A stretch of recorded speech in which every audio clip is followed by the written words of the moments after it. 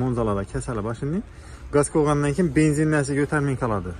Datchikdan benzin qonni ko'rsatmay qoladi. Buni Monza ID'dan 99% odam biladi buni kasalini. Assalomu alaykum. Urganch Metan servis obunachilari. Tak, servisimizda avtomobillar bilan tanishtirib o'tamiz. Birinchi avtomobilimiz Monza avtomobili tayyorlab qoldi. Gentra avtomobilimiz ustanovkaga qarab turibdi.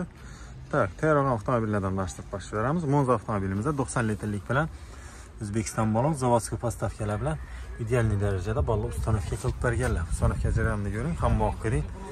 Akkuratni moshina olib chiqqan.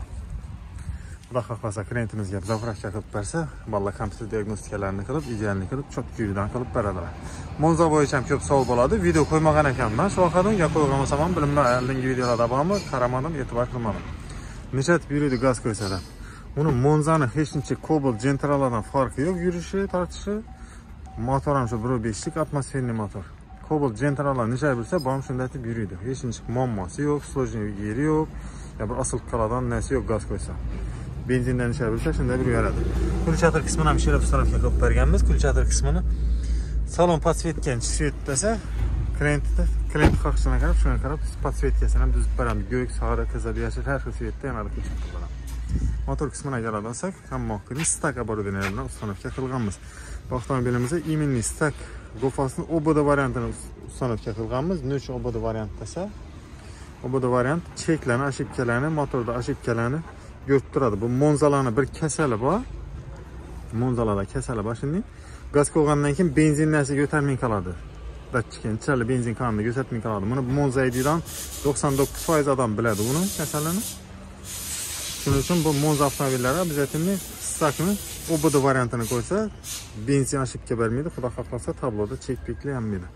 Ustanovka hamma qilib ideal yo'q. Sportni variantda injektorlar, hech chiqarmasdan fogomen chalankalar, turibkalarni, moshinalarni ustanovka qilib, xudo xohlasa ustanovka qilib bo'ldik.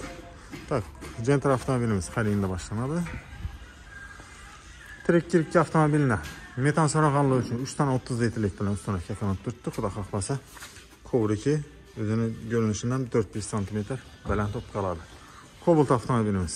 Bu ham 90 litrlik bilan zavodskiy postavkalar bilan idealni moshina ko'rinadi. Ko'ringlar. Chem ugonlikka qaraganda zavodskiy postavka cho'tki ko'rinadi, lekin ustanovkada 200 ming so'm razницasi bor.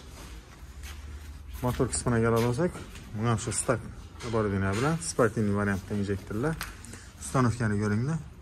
Idealni moshina olib chiqqan. Odam qaragan vaqtda bir havas qiladigan darajada ustanovka bo'lib turibdi. Hadisda yoqqan bo'lsa bir like bosib qo'yasizlar, podpiska bo'lib qo'yish esdan chiqmasin. Stak gofas оборудование bilan ustanovka qilib turibdi bu ham. Trekker ham shu stak оборудование bilan sportni variantda injektorlar bilan xudo xolasa moshinasini ustanovka qilib turibdi. Buni K-box toza blok bilan ustanovka qilib turibdi. Bu ham obodalarni ko'radi. Mashinada ashibga cheklasa ustaxonaga o'zlaringiz o'chirib bersangizlar bo'ladi. Xullas, yaraversa servisimizda ishlarimiz davom etadi.